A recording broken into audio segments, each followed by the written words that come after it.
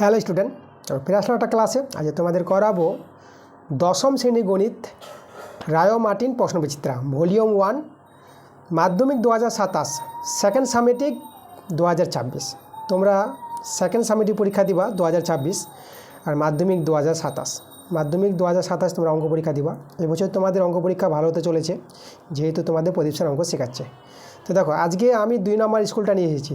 Volume 1 প্রশ্নবিচিত্রা, page number দেখো 131 page, 2 নম্বর school করাবো।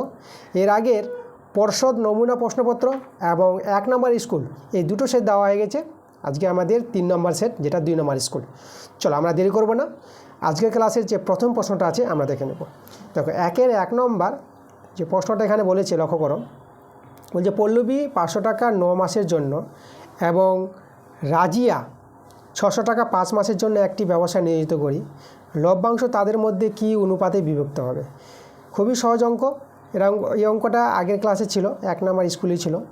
1 নম্বর স্কুলে তোমরা দেখে নিবা, সেখানেও কিন্তু 1 নম্বর অঙ্কটা আছে। ঠিক আছে, আমি তবু বলে দিই তোমাদের যে এদের যে দেখো, এই যে 500 টাকা 9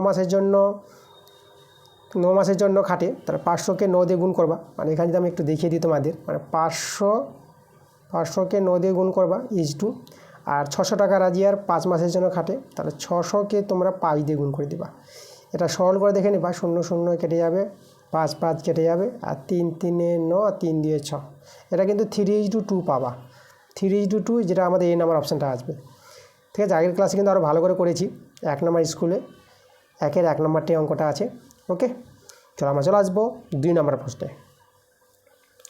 2 নম্বর প্রশ্নটা দেখো, এই একটি দ্বিঘাত সমীকরণ দেওয়া আছে। এই সমীকরণে বীজদের সমষ্টি শূন্য হলে কে এর মান বের করতে বলেছে। তাহলে দেখো, আমরা এই যে দ্বিঘাত সমীকরণটা যেটা আছে না, দ্বিঘাত সমীকরণটা যদি আমরা সাজিয়ে নিই, আমাদের আছে s² - x, আর এদিকে আছে k × 2x - 1।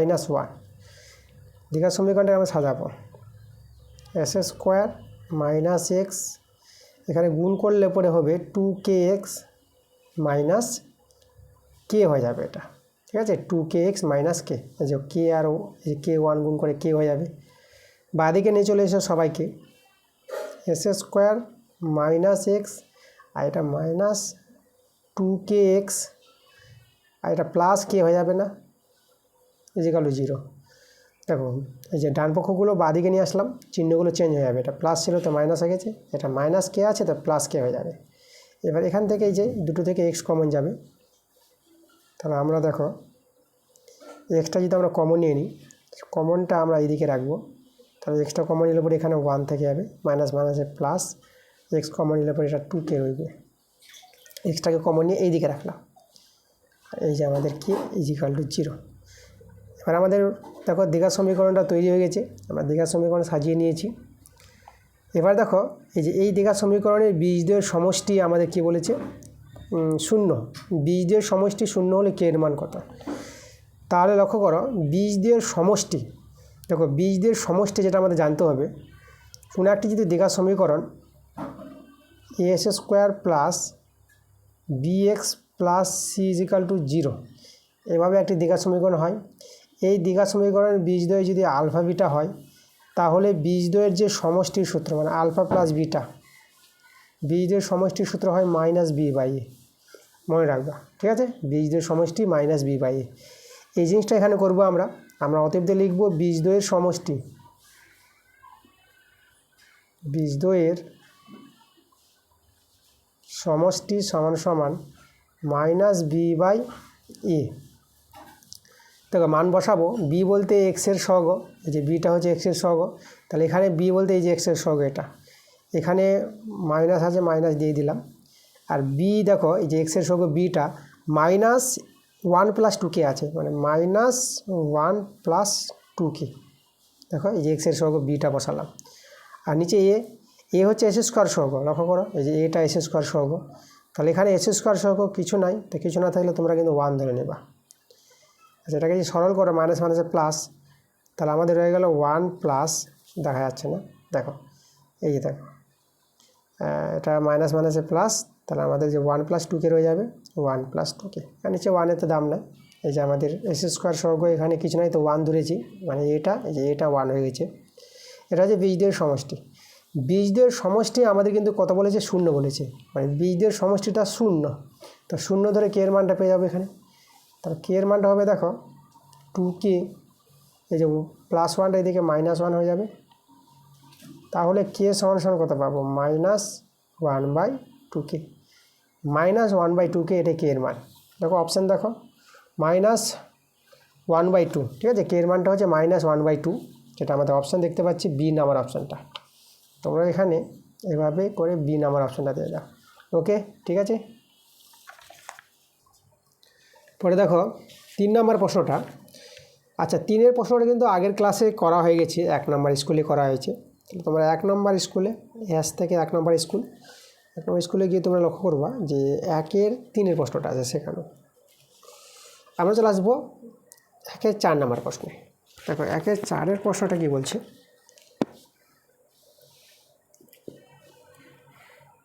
এখানে বলছে দুটি বৃত্ত পরস্পরকে সি বিন্দুতে বহিঃস্পর্শ করে এ বি বৃত্ত দুটির একটি সাধারণ স্পর্শক বৃত্ত দুটিকে এ ও বি বিন্দুতে স্পর্শ করে, তাহলে কোণ এসিবি এর পরিমাপ বের করতে বলেছে। আচ্ছা, তো যেভাবে প্রশ্নটা বলেছে সেই অনুসারে আমরা চলো ছবিটা আগে তৈরি করি। তাহলে এখানে তো আমাদের দুটি বৃত্ত যারা পরস্পর বহিঃস্পর্শ করেছে সি বিন্দুতে। তাহলে দেখো আমি এখানে দুটি বৃত্ত তৈরি করে দেখাচ্ছি তোমাদের। এই একটি বৃত্ত, আর একটি বৃত্ত আমি এখানে অঙ্কন করব। এই যে আমাদের আরেকটি বৃত্ত যারা পরস্পর সি বিন্দুতে স্পর্শ করেছে, এই বিন্দুটা, এবং একটি এ বি সাধারণ স্পর্শক আছে। যে সাধারণ স্পর্শক দেখো বৃত্ত দুটিকে এ ও বি বিন্দুতে স্পর্শ করে, মানে এইভাবে একটা সাধারণ স্পর্শক আমি তৈরি করব। লক্ষ্য করো, এই যে আমি একটি সাধারণ স্পর্শক তৈরি করলাম। তোমরা চাইলে এখানে বাড়াতে পারো, এদিকে এই যে সরলরেখাংশটা বাড়াতে পারো। তা এই যে বৃত্ত দুটিকে এ আর বি বিন্দুতে ছেদ করে, এই যে এ বি আমাদের একটি সাধারণ স্পর্শক যেটা। তাহলে এবার দেখো এখানে আমাদের একটা কোণ এসিবি কোণ, তাহলে এসিবি কোণটা আমাদেরকে তৈরি করতে হবে। তাহলে আমি এসি আর বিসি যোগ করব, তখনই এসিবি কোণটা তৈরি হবে। তাহলে এখানে এসি আমি যোগ করলাম, আর এদিকে বিসি যোগ করব। তাহলে যে এখানে এসিবি কোণের মাপটা বের করতে বলেছি, সেই এসিবি কোণটা কিন্তু এই কোণটা, এই কোণের পরিমাপটা বের করতে বলেছে। তো দেখো এই কোণের পরিমাপটা আমরা বের করে দেখাবো। তার আগে আমি এখানে দেখো এই যে সি বিন্দুতে একটি সাধারণ স্পর্শক আমরা এখানে তৈরি করে নেব। চলো সাধারণ স্পর্শকটা আমি তৈরি করছি, এটা কিন্তু অঙ্কন বলতে পারো। তাহলে এইভাবে আমি একটি সি বিন্দুতে সাধারণ স্পর্শক আমি অঙ্কন করে নিলাম। দুটি বৃত্তের একটি সাধারণ স্পর্শক, ঠিক আছে, এই সি বিন্দু দিয়ে যাবে। তাহলে এই সাধারণ স্পর্শকটি এ বি স্পর্শককে আমি ধরে নেব যে এখানে ডি বিন্দুতে স্পর্শ করেছে, ছেদ করেছে, স্পর্শ না, এটা ছেদ করেছে। তাহলে এই যে আমাদের একটি সিডি সাধারণ স্পর্শক। আচ্ছা, তা এবার লক্ষ্য করো, এটা করার পর এখানে আমরা দেখতে পাচ্ছি, দেখো তোমরা যদি দেখো যে এই যে ডি বিন্দুটা আমি এই যে একটা কেন্দ্রবিন্দু, এখানে কেন্দ্রবিন্দু, ধরো এই কেন্দ্রের নাম আমরা এটা O1 দিলাম, আর এই কেন্দ্রটা আমরা দিলাম O2 দিলাম। তাহলে এই যে বৃত্ত দুটির কেন্দ্র O1 O2।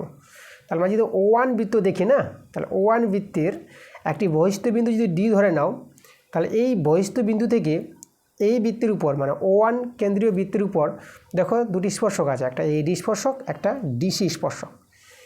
তাহলে আমরা কি জানি যে কোনো বৃত্তের বহিস্থ বিন্দু থেকে যে দুটি স্পর্শক তৈরি হয় এডি আর এখানে আমাদের এই যে ডিসি, এডি বা সিডি, এডি আর সিডি বলি, তাহলে এডি আর সিডি দৈর্ঘ্য আমরা সমান পাবো। এডি সমান সমান সিডি হয়ে যাবে স্পর্শকের ধর্ম, ঠিক আছে, এটা উপপাদ্যে আছে, আমাদের বলে দিলাম। আচ্ছা, তাহলে দেখো এই যে এডিসি ত্রিভুজটা লক্ষ্য করো, এই দুটো বাহু আমরা কিন্তু সমান পেয়ে গেলাম। তার কোনো একটা ত্রিভুজের দুটো বাহু সমান হলে আমরা এই কোণটা আর এই কোণটা সমান পাবো।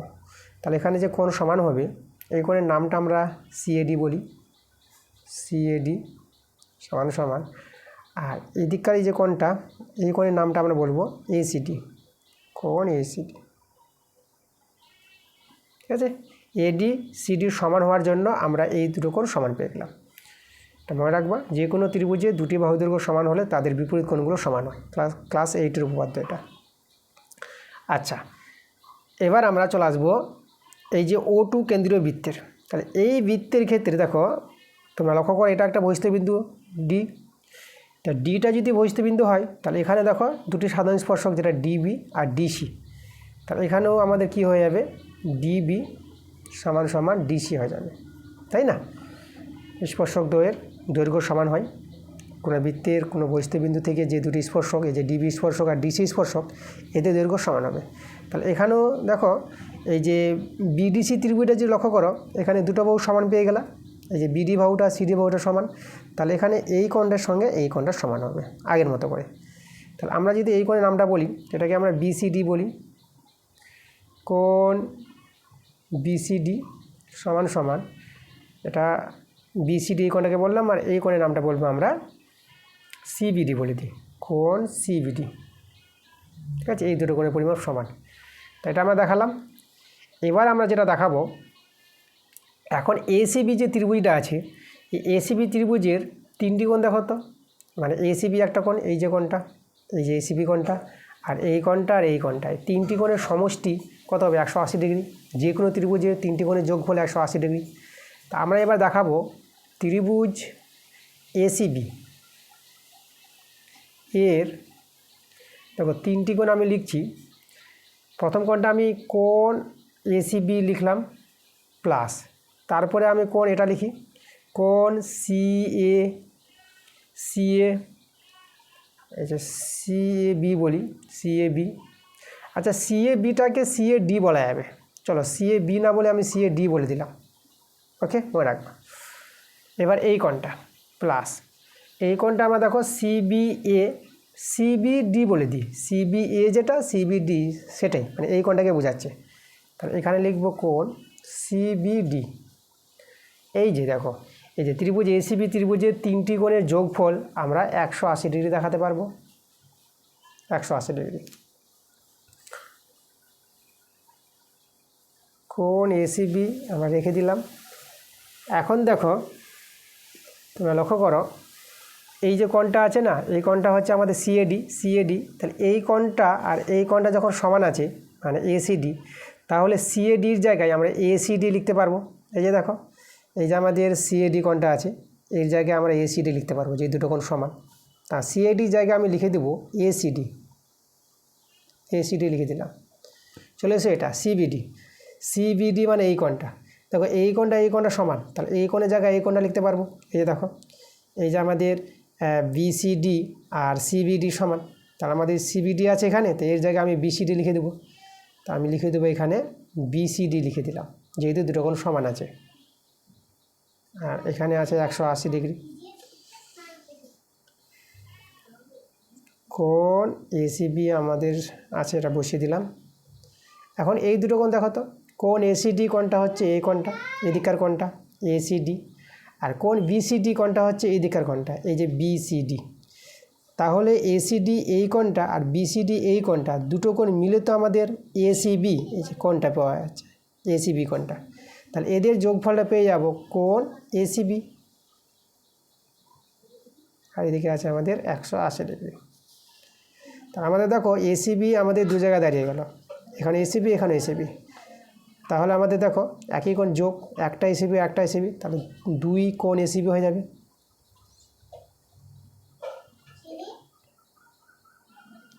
এবার 2 দিয়ে কাটাকাটি করে নাও, 2 9 18, 0 বসিয়ে দিলাম আর ডিগ্রি বসিয়ে দিলাম। তাহলে আমাদের যে কোণের মানটা বের করতে বলেছিল, এসিবি কোণের মানটা, তার মানটা দেখো আমরা 90 ডিগ্রি পেয়ে গেলাম।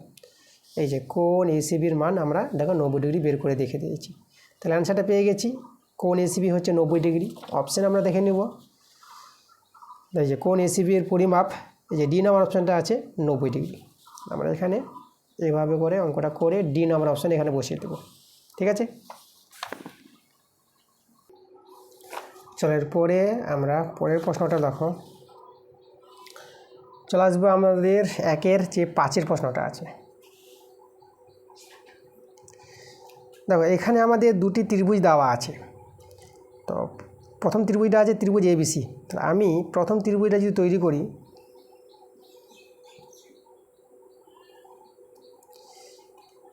ত্রিভুজ এবিসি আমি তৈরি করে দিলাম। এই যে ত্রিভুজ এবিসি। ওকে, তারপর আরেকটা ত্রিভুজ আছে ত্রিভুজ ডিইএফ। তাহলে আমি এখানে আরেকটা ত্রিভুজ নিলাম ত্রিভুজ। আচ্ছা, এখানে এই ত্রিভুজের নামটা কিন্তু আমি দিচ্ছি না। দেখো নামটা এই জন্য দিলাম না, লক্ষ্য করো বাহুগুলির এই যে দুটি ত্রিভুজের বাহুগুলি দেখো এখানে সমানুপাতিত আছে। সেই বাহুগুলিকে আমি এখানে লিখি। আছে আমাদের দেখো এবি বাই ডিই আছে সমান সমান বিসি বাই এফডি আছে সমান সমান এসি বাই ইএফ আছে এসি বাই ইএফ। দেখো এই যে বাহুগুলির অনুপাত দেওয়া আছে না, তাহলে এখানে দেখো দুটি ত্রিভুজের অনুরূপ বাহুগুলির অনুপাত সমান হবে, যেটা সদৃশ্যকোণী ত্রিভুজ এখানে আছে। তো অনুরূপ বাহুগুলি যে আছে দেখো সমানুপাতিতে, তাহলে এখানে লক্ষ্য করো যেরকম আমি শেষেরটা যদি বলি এই যে এসি বা ইএফ, এই যে এসি আছে আর এখানে ইএফ আছে, তাহলে এর সঙ্গে অনুরূপ বাহুটা এটাই হবে একদম, এই দুটি ত্রিভুজে অনুরূপ বাহু। তাহলে এসির সঙ্গে ইএফ, তাহলে এখানে আমরা ইএফ নামটা দিয়ে দিলাম, এটা ই বিন্দু, এটা হচ্ছে আমাদের এফ বিন্দু ইএফ। তাই এটা যদি ইএফ হয়ে যায় তাহলে এখানে অবশ্যই আমাদের কী হবে, এটা ডি বিন্দু হবে না? ঠিক আছে, তো দেখো তো পরের এগুলো আমাদের মিলছে। আমি যদি এটা দেখি প্রথমটা এবি বাই ডিই, এই যে এবি বাই ডিই, এই যে দেখো ইডি বা ডিই একই ব্যাপারটা, এটাকে ডিই বলতে পারো বা ইডি বলতে পারো। তাহলে এই বাহুর সঙ্গে এই বাহুটা অনুরূপ বাহু, এটা মিলাও তো। বিসি বা এফডি, এই যে বিসি বা এফডি মানে এই বাহুর সঙ্গে এই বাহুটা অনুরূপ বাহু, দেখো বিসি বাই এফডি আমাদের মিলে গেছে। আর যেটাতে দেখালাম তোমাদের এসি বাই ইএফ, এই যে এটাকে নিয়ে আমরা করলাম ত্রিভুজের নামটা দিলাম। তাহলে এইভাবে দুটি ত্রিভুজ কিন্তু তৈরি হবে, নামগুলো তোমাদের বসাতে হবে যেভাবে বাহুগুলি সমানুপাতিত আছে সেই অনুসারে কিন্তু অনুরূপ বাহুগুলির নাম বসাতে হবে। এবার আমরা বলতে পারবো যে কোনটা অপশান হবে। দেখো এখানে দুটি ত্রিভুজ সদৃশ্য আছে এবং সদৃশ্য ত্রিভুজে অনুরূপ বাহুগুলি সমানুপাতিত থাকবে এবং যে অনুরূপ কোণগুলি সমান হবে, মানে এই যে বি কোণের সঙ্গে ডি কোণ সমান হবে, এ কোণের সঙ্গে ই কোণ সমান হবে আর সি কোণের সঙ্গে এফ কোণটা সমান হবে। তা চলো দেখো কোনটা অপশান মিলবে আমাদের, কোণগুলির সঙ্গে সমান আছে এখানে। প্রথমটা দেখো বি কোণের সঙ্গে ই কোণ সমান, দেখো বি কোণটা কিন্তু ডি কোণের সঙ্গে সমান হবে, ই কোণের সঙ্গে সমান হবে না, কারণ বি এর সঙ্গে অনুরূপ কোণ আছে, ডি কোণটা অনুরূপ কোণ আছে, তাহলে আমাদের এই নাম্বার অপশানটা কিন্তু হবে না, ওটা বাদ। আচ্ছা পরেরটা বি নাম্বার অপশানটা চেক করো, এ কোণের সঙ্গে ডি কোণ, দেখো এর সঙ্গে ই হবে সমান, ডি কিন্তু হবে না, অনুরূপ যেহেতু এটার সঙ্গে এটাই সমান হবে অনুরূপ কোণ, তাহলে আমাদের কিন্তু বি নাম্বার অপশানটাও হবে না। চলো সি নাম্বার অপশানটা দেখা যাক। বি কোণের সঙ্গে ডি কোণ সমান, এই যে বি কোণের সঙ্গে ডি কোণ সমান, দেখো একদম অনুরূপ কোণ সমান, মানে আমাদের এখানে বি কোণের সঙ্গে ডি কোণটা সমান হবে। তা আমাদের কিন্তু সি নাম্বার অ্যান্সারটা পাওয়া যাচ্ছে, অপশান যে অ্যান্সারটা হবে সি নাম্বারটা হবে। দেখো ডি নাম্বারটাও হবে না, এ কোণের সঙ্গে এফ কোণ সমান নিয়েছে, মানে এর সঙ্গে এফ হবে না, এর সঙ্গে তো ই সমান আছে, এফ তো হবে না, তার জন্য ডিটাও আমাদের হচ্ছে না, তাহলে সি নাম্বার কিন্তু অ্যান্সার। এরপরে আমরা চলে আসবো 1-6 নাম্বারটা। আচ্ছা কী বলছে দেখো, একটি 14 সেমি দৈর্ঘ্যের ব্যাস বিশিষ্ট গোলাকার নিরেট পাথরের বোলের পাথর আছে, মানে একটি গোলাকার নিরেট পাথর। তো গোলাকার নিরেট পাথর বলতে এটা একটা গোলক আকৃতি হবে সেই পাথরটা, গোলাকার পাথরটা। তো সেই গোলাকার পাথরের মধ্যে কতটা পাথর আছে, মানে তার আয়তনটা বের করতে বলেছে, মানে গোলকের আয়তন। আমাদের এখানে গোলকের আয়তনের সূত্রটা জানতে হবে। আর গোলকের ব্যাস দেওয়া আছে, দেখো 14 সেমি দৈর্ঘ্যের ব্যাস বিশিষ্ট, তাহলে ব্যাস দেওয়া আছে, তারপরে ব্যাসার্ধ পেয়ে যাব। দেখো ব্যাসার্ধ যদি আমরা আর ধরি, গোলকের ব্যাসার্ধ বা এই যে গোলাকার নিরেট পাথরের যে ব্যাসার্ধ যদি আমরা আর ধরে নিই, তাহলে আরটা কত হবে, এই যে ব্যাস দেওয়া আছে 14 সেমি, ব্যাসের অর্ধেক ব্যাসার্ধ হয়। এই যে গোলক তোমাদের দেখাই, এই যে গোলাকার একটি পাথর, যা আকৃতিটা তোমরা দেখতে পারো যে ফুটবল আকৃতির, ঠিক আছে, এই যে গোলাকার পাথর যার ব্যাসার্ধ আমরা এই যে আর, তাহলে ব্যাস যখন দেওয়া আছে যে ব্যাসের অর্ধেক হয় ব্যাসার্ধ, ব্যাসকে 2 দিয়ে ভাগ করবা ব্যাসার্ধ পেয়ে যাবা, তাহলে 2 7 14, তো ব্যাসার্ধ আমরা 7 পেয়ে গেলাম। এখন আমরা জানবো যে গোলাকার নিরেট পাথরের আয়তন, মানে গোলকের আয়তন। গোলকের আয়তনের সূত্রটা সেটা মনে রাখো, 4/3 পাই আর কিউব, 4/3 পাই আর কিউব, এটা হচ্ছে গোলকের আয়তনের সূত্র, ঠিক আছে, গোলকের মধ্যে বা গোলাকার পাথরের মধ্যে কতটা পাথর আছে তার আয়তনটা, এই যে সূত্রটা। এবার এখানে মানগুলো বসাবো। 4/3, পায়ের মান 22/7, এটা তোমরা জানো।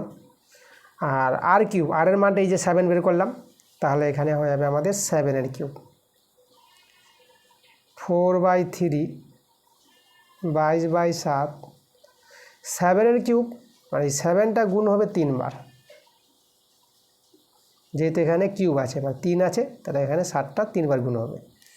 আর এককটা তোমরা লিখবা, যেহেতু আমাদের দেখো এই যে ব্যাসটা ছিল সেমিতে, 14 সেমি ব্যাস, তাহলে এখানে এককটা লিখবা ঘন সেমি। আয়তনের সময় ঘন কথাটা আসবে, ঠিক আছে। তো দেখো এখানে সরল করে অ্যান্সারটা বেরিয়ে আসবে। আমি 7 কেটে দিলাম। আচ্ছা দেখো, 22/4 যদি গুণ করো তা 22/4 88 হয়, এই যে 88, আর এদিকে দুটোর সাথে গুণ করে 7 × 7 = 49, আর নিচে 3 আছে। আচ্ছা, এত ঘন সেমি। এবার 88 49-এর গুণটা করতে হবে। 9 × 8 = 72, হাতে থাকলো 7, 9 × 8 = 72, 72 আর ওদিকে 7, 72 আর 7 যদি যোগ করো, 72 7 যোগ করে 79 পেয়ে যাবা। আচ্ছা 79, 9 দিয়ে গুণ করে এটা পেলাম, তবে এখানে গুণ চিহ্ন দিবা। এবার 4 দিয়ে গুণ, 4 × 8 = 32-এর 2, হাতে থাকলো 3, আর 4 × 8 আবার 32, 32 আর হাতে 3 ছিল, 32 আর 3 হয়ে যাবে আমাদের 35, যোগ করে নাও 2, 9 × 2 = 11-এর 1, হাতে থাকলো 1, 7 × 5 = 12, 12 আর 1 = 13, হাতে থাকলো 1, 3 আর 1 = 4। দেখো আমরা গুণ করে কিন্তু এটা পেলাম, এই যে 4312। তাহলে আমি এখানে লিখে দেবো 4312, আর নিচে আমাদের আবার 3 আছে, যে ঘন সেমি। আর যেটা দিয়ে যদি ভাগ করা যায়, দেখো তো প্রথমে একবারে যাবে, 3 × 3, যে 4কে নিয়ে করলাম। এবার এখানে বিয়োগ করে 1 নামবে, আর 3টা নেমে যাবে, 13 ধরলাম। আচ্ছা 3 × 4 = 12, এবার 4 বারে নিচ্ছি, 3 × 4 = 12, আবার এখানে 1 নামবে। আচ্ছা এই যে একটা ছিল, একটাকে নামাবো, এখন 11 হয়ে গেল। 11 আমরা 3 × 3 = 9 নিলাম, 3 × 3 = 9, আমাদের এখানে 9 × 11, এটা 2 দিলে। আচ্ছা একটা এখানে আমাদের কে ছিল, আমাদের এখানে 2 ছিল, তা 2টা আমরা নামালাম। এবার দেখো এখানে 22 হয়ে গেল, আমরা 3 × 7 = 21 করতে পারবো, এখানে 3 × 7 = 21 করলাম। এবার এখানে আমাদের এখানে নামবে 1 নামবে। আচ্ছা দশমিক নিয়ে আমরা 0 নিয়ে নিচ্ছি, তাহলে 10 হয়ে গেল। এবার 3 × 3 = 9, 3 দিয়ে ভাগ করছো, 3 × 3 = 9। আচ্ছা দেখো এটা আমাদের দাঁড়ালো, আরও হবে। তো লক্ষ্য করো, অপশানগুলো লক্ষ্য করো, দেখো দশমিকের পর না একটা করে সংখ্যা আছে প্রত্যেকটা অপশানে, তাহলে আমরা দশমিকের পর একটাই সংখ্যা রাখবো, আর আমরা ভাগটা করব না। তা দেখো তো এই যে আমাদের অ্যান্সারটা 1437.3, মানে 1437.3 কোথায় আছে? 1437.3, সেটা কিন্তু আমাদের সি নাম্বার অপশানটা মিলছে, তাহলে আমরা অ্যান্সারটা পেয়ে গেছি। ঠিক আছে, তোমরা এখানে ভালো করে লিখতে পারো যে এই যে আমাদের গোলকের আয়তনটা পেলাম 1437.3 ঘন সেমি, আর দশমিকের উপরে একটা সংখ্যা নিয়েছে ঘন সেমি। ওকে, এটাই কিন্তু আমাদের কি অ্যান্সার, যেটা আমাদের সি নাম্বার অপশানটা মিললো, আমি এখানে সি নাম্বার দিয়ে দিলাম। পরে আমরা 1-7 নম্বর, 1-7 প্রশ্নটা কি বলছে, যদি দুটি লম্ববৃত্তাকার শঙ্কুর উচ্চতার অনুপাত, দেখো উচ্চতার অনুপাত যেটা 1:3, উচ্চতা বলতে আমরা যদি নিই উচ্চতা, প্রথম শঙ্কুর উচ্চতা h1 আর দ্বিতীয় শঙ্কুর উচ্চতা h2, এই উচ্চতা অনুপাতটা দেওয়া আছে 1:3 বলতে 1/3, অনুপাতকে বাই করে লেখা যায়, ঠিক আছে। আচ্ছা তাদের ব্যাসার্ধের দৈর্ঘ্য অনুপাত, এখন ব্যাসার্ধ দেখো, প্রথম শঙ্কুর ভূমির ব্যাসার্ধ আমরা r1 নিলাম, দ্বিতীয় শঙ্কুর ভূমির ব্যাসার্ধ r2 ধরে নিলাম, এদের অনুপাতটা দেওয়া আছে 3:1 = 3/1।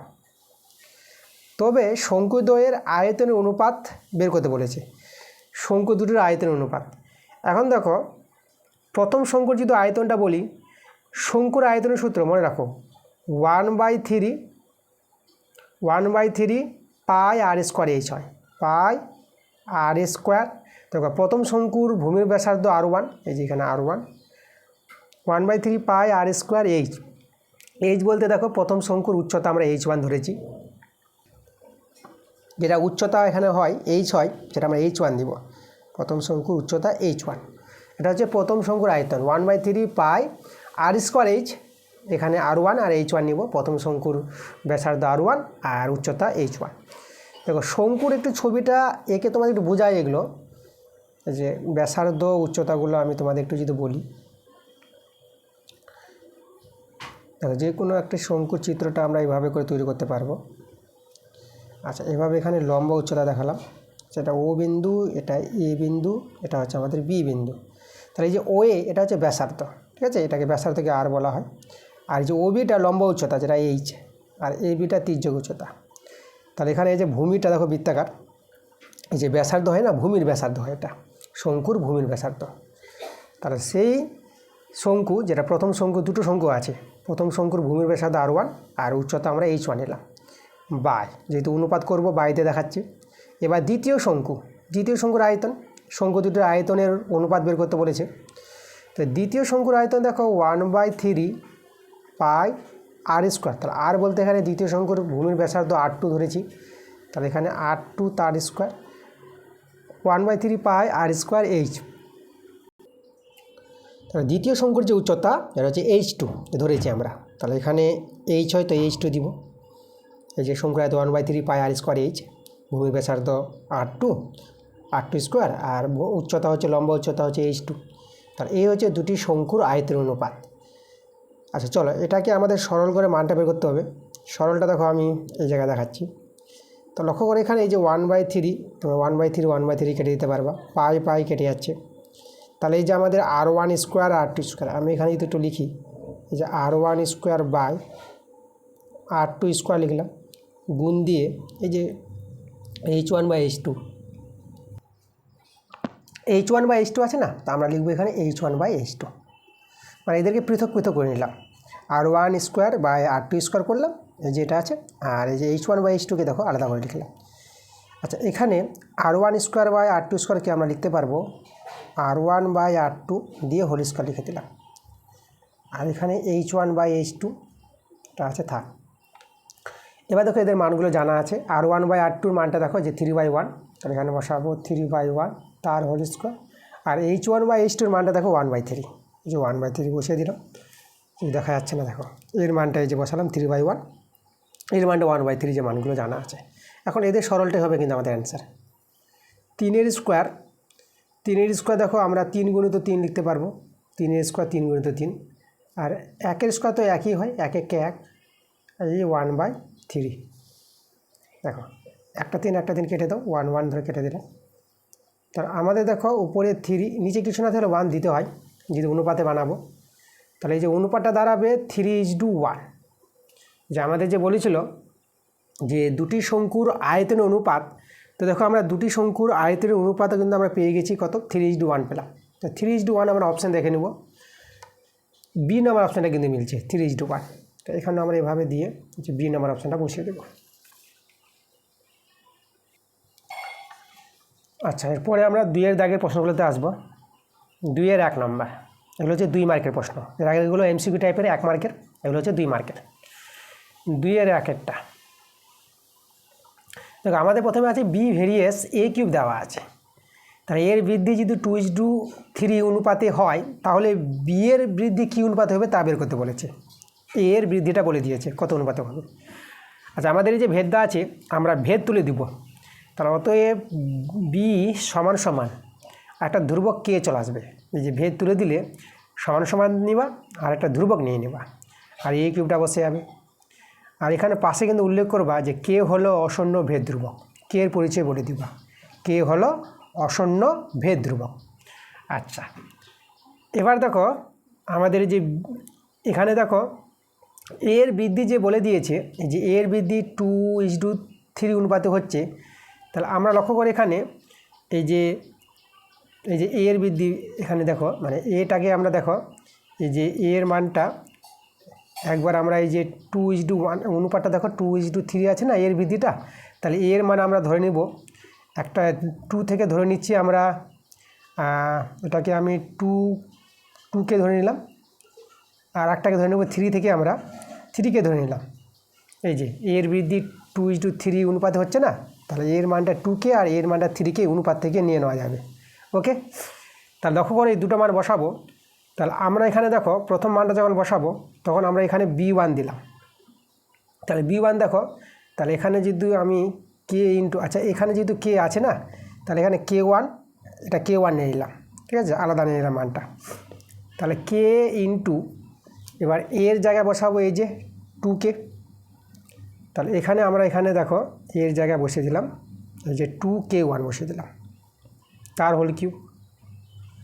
এটা b1-এর মানটা এটা বের করলাম। একটু সরল যদি করি তাহলে b1 সমান সমান কে ইন্টু, তাহলে এটা হয়ে যাবে আমাদের 4 হবে না, 2-এর কিউব 8 হয়, 2-এর কিউব 8, আর এখানে k1 তার কিউব, ঠিক আছে, 8k1 কিউব।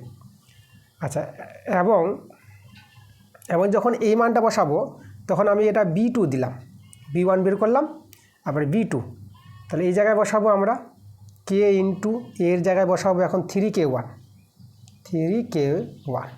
তার হোল কিউব, এই যে কিউবটা আছে। তাহলে b2-র মান দেখো তো কত বের হচ্ছে। তাহলে এখানে k ইন্টু 3-এর কিউব তোমরা 27 পেবা, 3টা 3বার গুণ হবে, আর k1 তার কিউব হয়ে যাবে। আচ্ছা, তাহলে দেখো এখানে আমি অতএব এই যে b1-এর বৃদ্ধি বলেছে না, মানে b এর বৃদ্ধি বলেছে কি অনুপাতে হবে, তাহলে b1:2 যদি b2 দেখি কত আসছে দাঁড়াও, দেখো b1-এর মানটা বসাও k ইন্টু 8k1 কিউব ইজ2, আর b2-র মানটা এই যে k ইন্টু 27k1 কিউব। ওকে, এভাবে অনুপাতটা করে দিলাম। এই অনুপাতটাই হবে বি এর বৃদ্ধির অনুপাত, ঠিক আছে। তো দেখো কে কেটে দাও, k1 কিউব কেটে দিতে পারবা, তাহলে এখানে 8 রয়ে গেল ইজ2, এটা আমাদের 27 রয়ে গেল। তাহলে এর বৃদ্ধিটা যদি 2:3 অনুপাতে হয়, তাহলে বি এর বৃদ্ধি কী অনুপাতে হবে, বি এর বৃদ্ধিটা হবে 8:27 অনুপাতে হবে। এই যে b1 b2 বের করেছি না, এই যে 8:27 অনুপাতে পাওয়া যাবে, এটা কিন্তু আমাদের অ্যান্সার দাঁড়াবে। তোমরা এখানে অতএব লিখে দিবা যে বি এর বৃদ্ধি হবে কী অনুপাতে, এই বি এর বৃদ্ধিটা হবে 8:27 অনুপাতে, ঠিক আছে।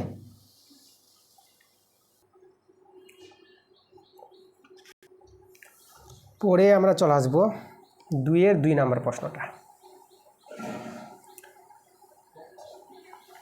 দেখো এখানে বলেছে এবিসিডি ট্রাপিজাম বলেছে, যার বিসি সমান্তরাল এডি এবং এডি বাহুর দৈর্ঘ্য দেওয়া আছে। এসি ও বিডি কর্ণদ্বয় এমনভাবে ও বিন্দুতে ছেদ করে যেন এও বাই ওসি সমান সমান ডিও বাই ওবি, এর মানটা দেখো 1/2 হয়ে যাবে। তাহলে বিসি কত হবে, বিসি বাহুর দৈর্ঘ্য বের করতে বলেছে ট্রাপিজামের। আমরা এক কাজ করি, ট্রাপিজামের চিত্রটাকে তৈরি করে নিই, চলো, মানে প্রশ্ন অনুসারে ছবিটা তৈরি করে প্রশ্নটা আর ভালো করে বুঝে নেব। ট্রাপিজামের চিত্র দেখো এভাবে ট্রাপিজাম তোমরা তৈরি করতে পারবা। ট্রাপিজামের এক জোড়া বাহু সমান্তরাল হয় আর এক জোড়া বাহু তির্যক বাহু হয়। তাহলে এই যে আমরা একটা ট্রাপিজাম তৈরি করলাম,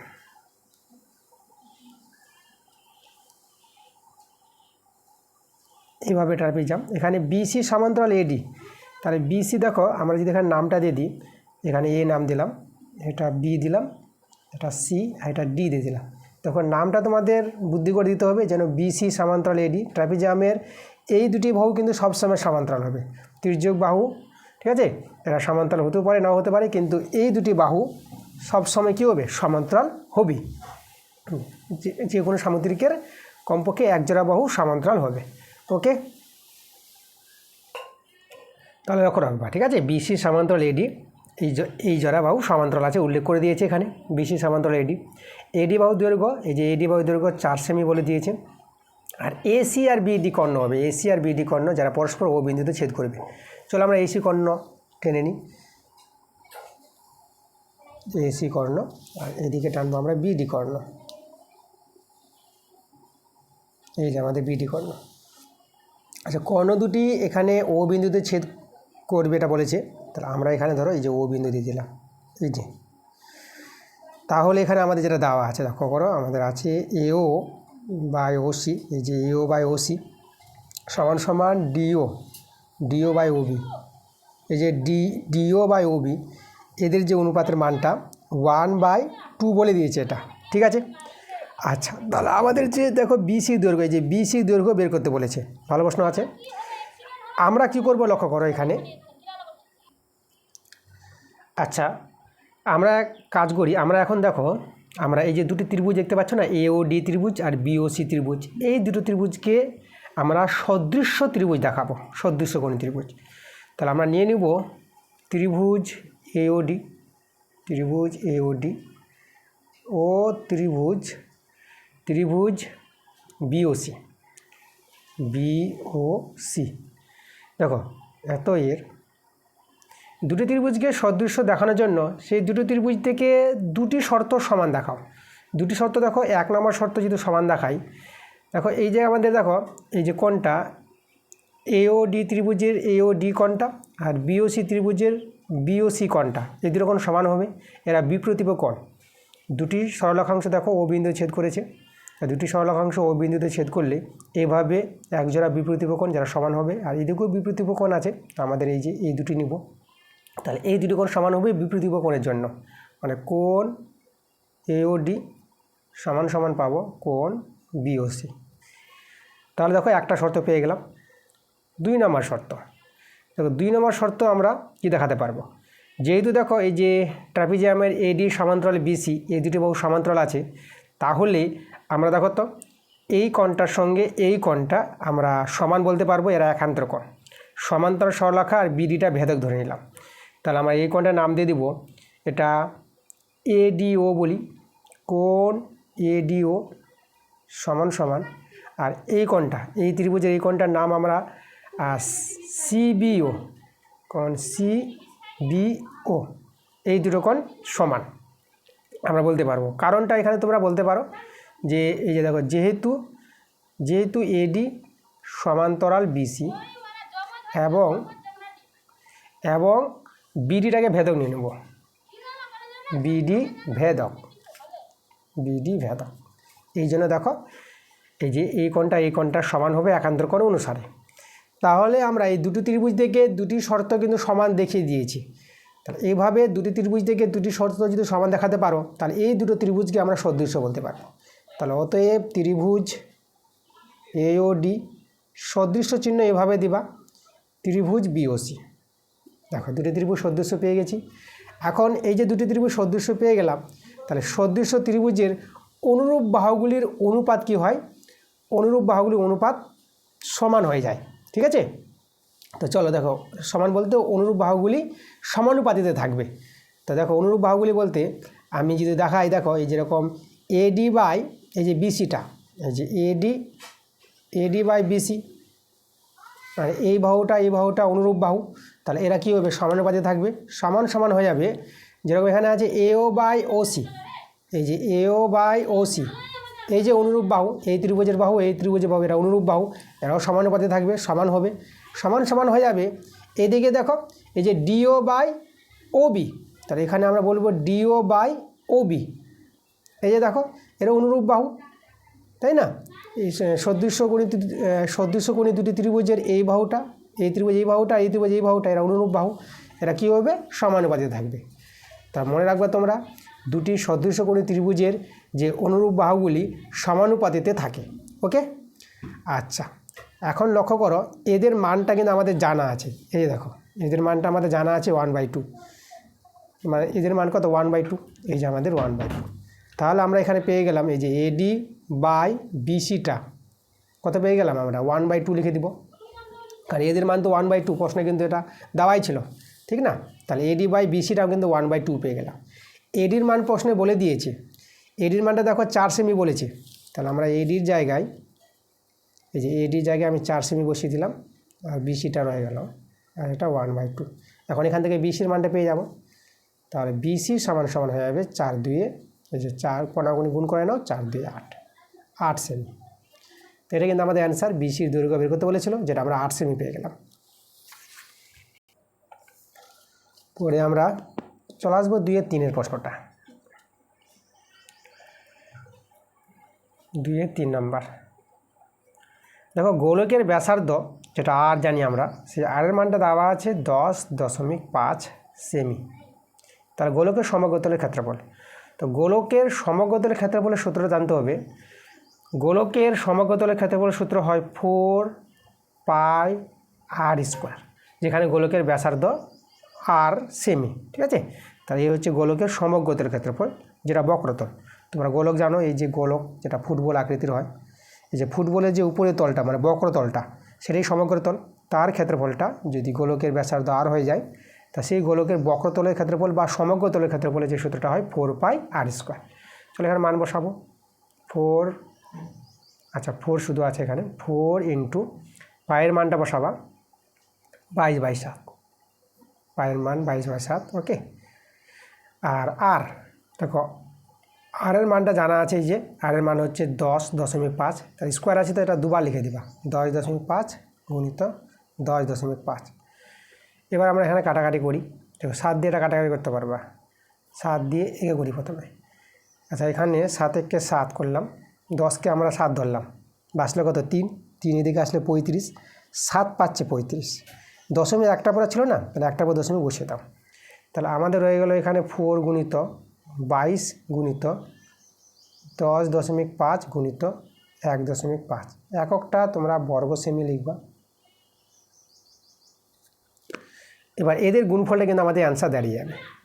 আচ্ছা এইদিকে তো আমরা গুণ করে 88 পেয়ে যাব, আর এখানে দেখো 15 দিয়ে যদি গুণ করো, দেখো 15 পাঁচে 75, একদম 15 দিয়ে গুণটা করে দিচ্ছি, 15 পাঁচে 75, 5 হাতে থাকলো 7।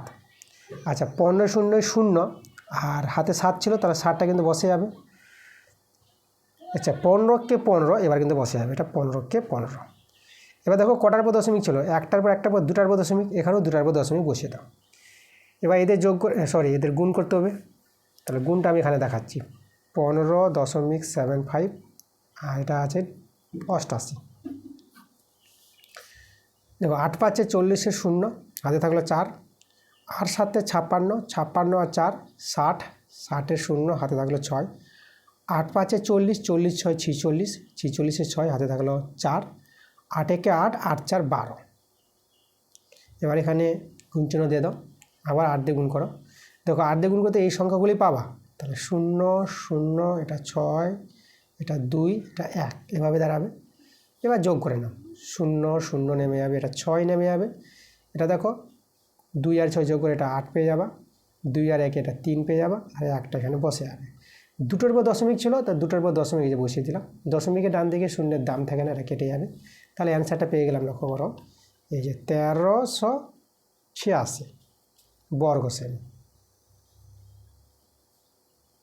তার গোলকের সমগ্র তলের ক্ষেত্রফল 1386 বর্গ সেমি, এটা কিন্তু আমাদের অ্যান্সার, ওকে।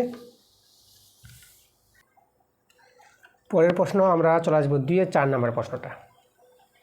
2-4 প্রশ্নটা বলছে একটি লম্ববৃত্তাকার শঙ্কুর আয়তন ভি ঘন একক, ভূমিতলের ক্ষেত্রফল এ বর্গ একক এবং উচ্চতা এইচ একক হলে AH/V এর মানটা বের করতে বলেছে। আচ্ছা শঙ্কুর আয়তন যে ভি দেওয়া আছে, দেখো শঙ্কুর আয়তনের সূত্র মনে রাখবা 1/3 পাই আর স্কোয়ার এইচ, যেখানে আরটা হচ্ছে শঙ্কুর ভূমির ব্যাসার্ধ আর এইচ হচ্ছে শঙ্কুর লম্ব উচ্চতা। এটা হচ্ছে আমাদের কার মান, এটা হচ্ছে আয়তন, যেটা ভি এর মানটা পেয়ে গেলাম। এবার ভূমিতলের ক্ষেত্রফল যেটা এ বলেছি, তার ভূমিতলের ক্ষেত্রফল শঙ্কুর ভূমিটা বৃত্তাকার হয়। দেখো শঙ্কুর চিত্র যদি আমি একটু এঁকে দেখাই তোমাদের,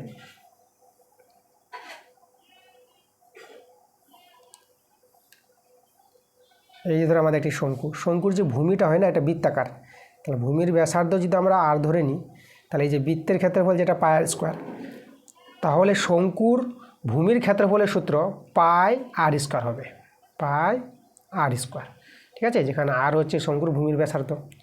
এবার উচ্চতা, ঠিক আছে, এই যে উচ্চতা যেটা এইচ, এখানে আমরা উচ্চতাটাকে এই যে লম্ব উচ্চতা বলা হয়, যেটা এই যে লম্ব উচ্চতা আমরা এই যে এইচ, ঠিক আছে, এটা যে ও এ ভূমি ব্যাসার্ধ, আর এখানে বি নাম দিলে পরে ও বিটা হয়ে যাবে লম্ব উচ্চতা।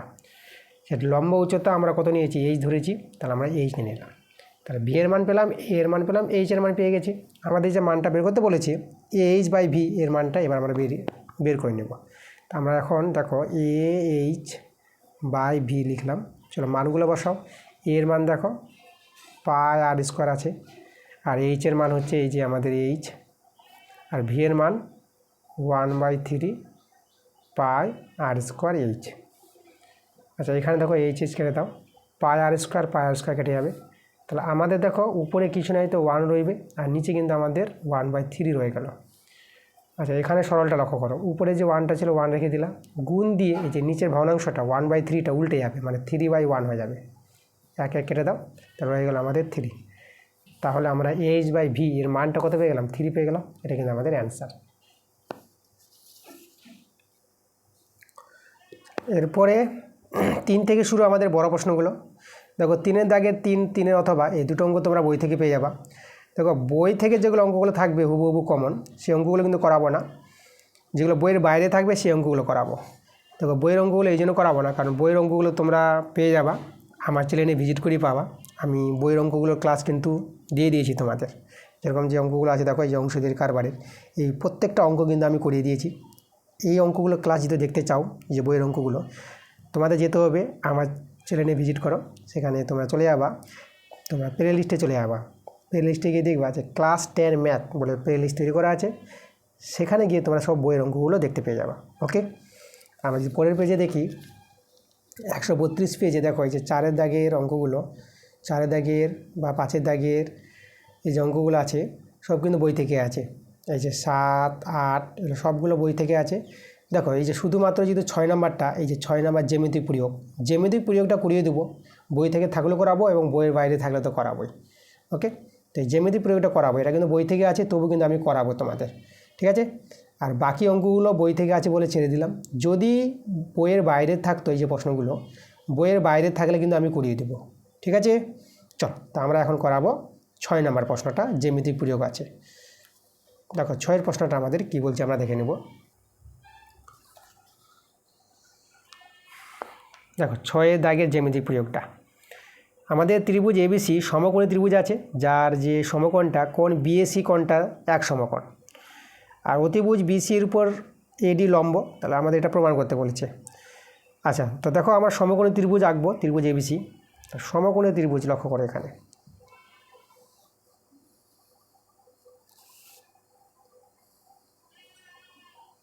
এই যে আমাদের সমকোণী ত্রিভুজ যেটা আমরা তৈরি করলাম এখানে।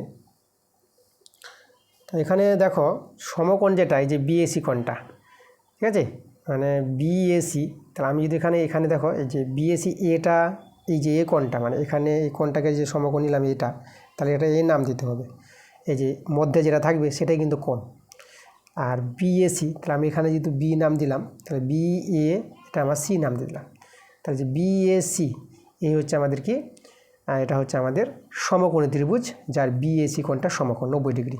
তারপর অতিভুজ যে BC আছে, এই BC অতিভুজের পর AD লম্ব, আর এখান থেকে এভাবে এই যে AD, এই যে ADটা তারপর BCর পর লম্ব, ADটা লম্ব আছে BCর পর, ঠিক আছে। এটা কিন্তু প্রশ্নে বলে দিয়েছে। তাহলে আমাদের এই যে কোণগুলো, এই কোণগুলো সমকোণ হবে, এই কোণটা আমাদের 90 ডিগ্রি হয়ে যাবে, আর এই কোণটা আমাদের কিন্তু 90 ডিগ্রি হয়ে যাবে। এই দুটোই ত্রিভুজ সমকোণী ত্রিভুজ, আর ABC ত্রিভুজটাতে আমাদের সমকোণী ত্রিভুজ আছে, এটা প্রশ্নেই বলে দিয়েছে। তাহলে এবার দেখো আমাদের এই প্রমাণটা নিয়ে আসার জন্য আমাদের যেটা করতে হবে, আমাদের দুটো ত্রিভুজ নিব।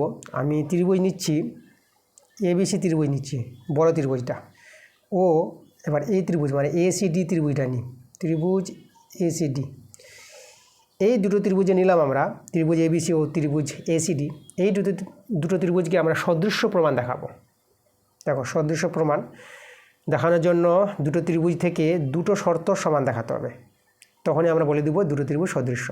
প্রথম শর্ত দেখো যে এই যে কোণটা আছে, এই কোণটা 90 ডিগ্রি, মানে আর ABC ত্রিভুজ যদি বলি যে ABC ত্রিভুজে BAC কোণটা, এই BAC কোণটাতে বলিয়ে দিয়েছে এটা 90 ডিগ্রি। আর যেটা ছোটো ত্রিভুজটা আছে ACD ত্রিভুজের এই কোণটা মানে ADC কোণটা, ADC কোণটা একদম 90 ডিগ্রি, প্রত্যেকের সমকোণ সমান। একটা শর্ত হয়ে গেল। এবার 2 নম্বর শর্ত। এবার এই যে দেখো ABC ত্রিভুজের আমাদের কোণটা আছে C কোণ, এই যে এটা হচ্ছে আমাদের C কোণ সমান সমান, আর ADC মানে ACD ত্রিভুজেরও আমাদের C কোণটা আছে, C কোণ সমান সমান C কোণ, তাই তো। এই যে একটা সাধারণ কোণ পেয়ে যাচ্ছি দুটো ত্রিভুজেরই। তাহলে দুটো ত্রিভুজ থেকে দুটো শর্ত সমান দেখে দিয়েছি, এখন এই দুটো ত্রিভুজকে আমরা সদৃশ্য বলতে পারবো। তাহলে অতএব ত্রিভুজ ABC সদৃশ্য, এভাবে চিহ্ন দিবা ত্রিভুজ ACD। এই যে আমাদের সদৃশ্য। এখন এই দুটো ত্রিভুজ যদি সদৃশ্য হয়ে যায় তাহলে সদৃশ্য ত্রিভুজের অনুরূপ বাহুগুলির অনুপাত সমানুপাতিত হয়। ঠিক আছে, অনুরূপ বাহুগুলি সমানুপাতিত থাকবে। তো দেখো অতএব দিয়ে আমরা লিখতে পারবো, আমি এখানে দেখাচ্ছি তোমাদের এই যে লম্ব বড় ত্রিভুজটা আছে না, ত্রিভুজ এবিসি, তো এই যেটা লম্ব আর এটা অতিভুজ, তাহলে আমি এখানে দেখালাম লম্ব বাই অতিভুজ, এই যে এসি বাই বিসি করলাম, এটা ছোট ত্রিভুজের।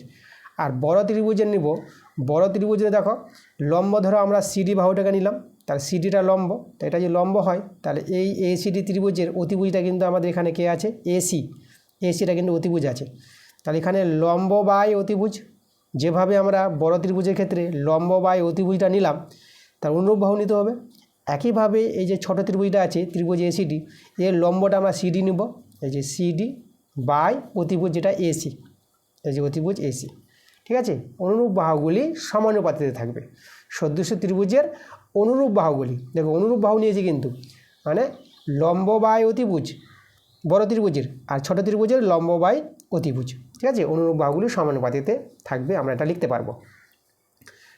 তাহলে এখান থেকে দেখো আমরা যদি বর্গগুণ করে নিই তাহলে এসি এসি গুণ করে এই যে এসি স্কোয়ার হয়ে যাবে, আর এদিকে বর্গগুণ করলে বিসি গুণিত, মানে ডট দিলাম, বিসি গুণিত সিডি।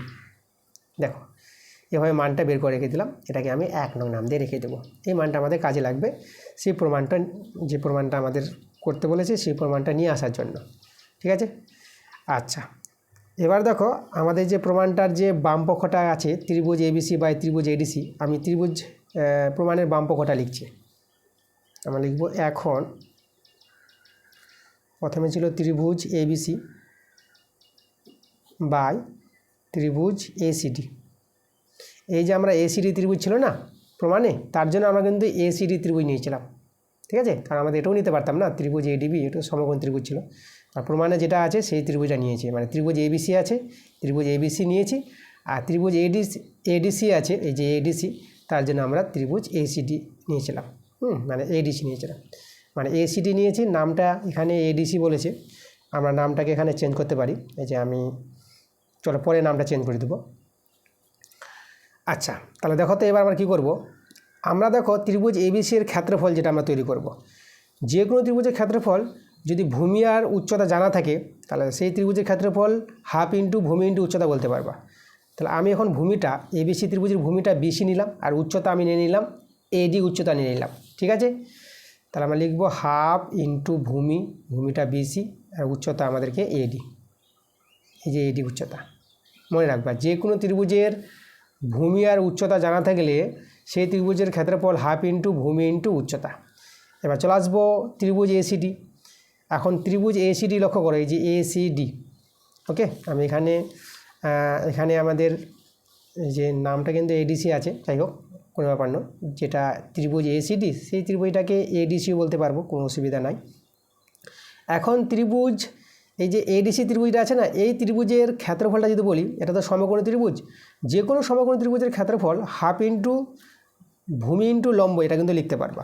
তা আমরা লিখবো এখানে হাফ ইন্টু, দেখো ভূমিটাকে আমরা এই যেটাকে নিলাম সিডি, সিডি নিলাম আমরা ভূমি ইন্টু, আর লম্ব আমরা এটা নিয়ে নেবো এডি, লম্বটা হচ্ছে আমাদের এডি, মানে হাফ ইন্টু এই ত্রিভুজের ক্ষেত্রফল, ত্রিভুজ এডিসি ত্রিভুজের ক্ষেত্রফল হাফ ইন্টু ভূমি ইন্টু লম্ব নিলাম, এটা ভূমি এটা লম্ব, ওকে, বা এটা ভূমি এটা লম্ব যেটাকে ধরতে পারো, কোনো অসুবিধা নাই। ভূমি লম্ব যে কোনো একটি বাহুকে বলা যায় সমকোণী ত্রিভুজের ক্ষেত্রে। আচ্ছা এখানে দেখো আমরা এখানে হাফ হাফ কেটে দিলাম, আর এখানে এডি এডি মিলে গেছে, কেটে গেল, বা ত্রিভুজ এবিসি আর এখানে ত্রিভুজ, দেখো এখানে নামটা একটু চেঞ্জ করি, আমাদের প্রশ্নে যেহেতু ত্রিভুজ এডিসি বলেছে তাহলে আমি এখানে এডিসি লিখলাম, একই ব্যাপারটা, কোনো অসুবিধা নাই। আর এদিকে আমাদের বাঁচলো এই যে বিসি বাই সিডি বাঁচলো। ঠিক আছে, আচ্ছা এখানে দেখো আমাদের যেটা কাজ করতে হবে, আমরা কি করব, আমরা এই যে লব হরকে না বিসি দিয়ে গুণ করে দেব, এই যে বিসি তো আছে আর এখানে সিডিও আছে, তো আমি কী দিয়ে গুণ করছি, এখানেও বিসি দিয়ে গুণ করছি, আর এখানেও আমরা দেখা যাচ্ছে না, এই জায়গায় আমি গুণ করব বিসি দিয়ে, এই যে লব হরকে আমরা বিসি দিয়ে গুণ করে দিলাম। তাহলে দেখো তো উপরে দেখো এই যে বিসি বিসি গুণ করে তোমরা পেয়ে যাবা বিসি তার স্কোয়ার পেয়ে যাবা, বিসি গুণিত বিসি, বিসির স্কোয়ার, আর এখানে সিডি গুণিত বিসি, দেখো এর মানটা আমরা বের করে রেখেছি। এই যে সিডি গুণিত বিসি, এর মানটা কত পেয়েছি, এসি স্কোয়ার না? তাহলে 1 থেকে আমরা এসি স্কোয়ার লিখতে পারবো, এই যে সিডি গুণিত বিসিকে। তাহলে এখানে আমরা লিখে দেবো এসি স্কোয়ার, পাশে তোমরা বলতে পারো যে 1 থেকে। তাহলে আমাদের এটাই তো প্রমাণ করতে বলেছিল, তাই না? এই যে আমরা এখানে যদি লিখি, এই যে এদিকে ত্রিভুজ এবিসি বা ত্রিভুজ এডিসি, এটা সমান পেয়ে গেলাম BC square by AC square. দেখো প্রমাণটা যেটা করতে বলেছিল চলে এসে প্রমাণ, না এই প্রমাণটা একদম মিলে গেছে। ত্রিভুজ এবিসি বাই ত্রিভুজ এডিসি সমান সমান BC square by AC square.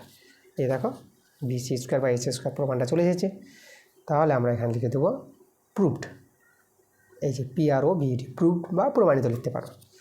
এই ছিল আমাদের 6 নম্বর জ্যামিতিক প্রয়োগটা। ওকে, তো দেখো যেটা বললাম জ্যামিতিক প্রয়োগগুলো আমি করিয়ে দেবো, যেটা বই থেকে থাকলেও করাবো, বইয়ের বাইরে থাকলেও করাবো। আর বড় প্রশ্ন যেটা বললাম, বড় প্রশ্ন সব বই থেকে আছে, যদি বইয়ের বাইরে থাকতো তাহলে করিয়ে দেবো, ঠিক আছে? তোমরা জানাবো কমেন্ট করে, যদি কোনো অঙ্ক থাকে যে বইয়ের বাইরে আছে আমি ছেড়ে দিলাম, তোমরা কমেন্ট করে অবশ্যই জানাবা। বই থেকে আছে বলে আমি ছেড়ে দিলাম, কারণ তোমরা বইয়ের অঙ্কগুলো পেয়ে যাবা। আমি বইয়ের অঙ্কগুলোর ক্লাস কিন্তু দিয়ে দিয়েছি। আবার বলবো, প্রত্যেকটা চ্যাপ্টার প্রত্যেকটা অধ্যায় আমি ধরে ধরে ক্লাসগুলো দিয়েছি। কিছু কিছু চ্যাপ্টার অধ্যায় আমার বাকি আছে, সেই অধ্যায়গুলো আমি তাড়াতাড়ি দিয়ে দেবো তোমাদের। তো প্রচুর তোমাদের বইয়ের অঙ্কগুলো করিয়ে দিয়েছি, সব অঙ্কগুলো কিন্তু তোমরা পেয়ে যাবা। এই যে লম্ববৃত্তাকার শঙ্কু আছে, এই অঙ্কগুলো তোমরা পেয়ে যাবো বই থেকে। গোলকের অঙ্কগুলো তোমরা পেয়ে যাবা, গোলকের অঙ্ক, শঙ্কুর অঙ্ক, অংশীদারি কারবার, অনেক চ্যাপ্টার ওয়াইজ কষে থেকে ধরে ধরে অঙ্কগুলো করানো হয়েছে। তোমরা গিয়ে আমার চ্যানেলে ভিজিট করে তোমরা প্লে লিস্টে চলে যাবা, ক্লাস 10 ম্যাথ বলে প্লে লিস্ট তৈরি করা আছে, সেখান থেকে গিয়ে তোমরা বইয়ের অঙ্কগুলো দেখে নেবা, ঠিক আছে? তো এই ছিল আমাদের আজকের ক্লাস 2 নম্বর স্কুল। দেখো সম্পূর্ণ পাঠ আমি করিয়ে দিয়েছি 2 নম্বর স্কুল।